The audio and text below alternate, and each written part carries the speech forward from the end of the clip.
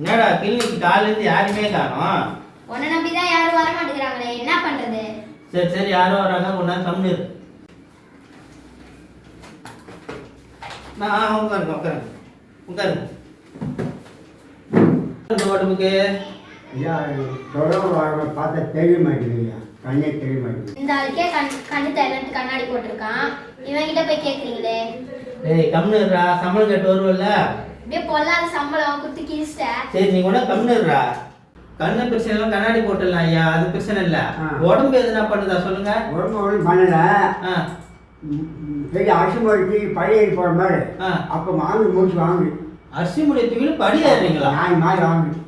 இந்த ஆளுக்கு சும்மா இருந்தாலே மூச்சு வாங்கும், இவர் என்ன இங்க வைத்தியம் பண்ண போறாரு? நீ கொஞ்ச நேரம் வாய மூடாண்டா.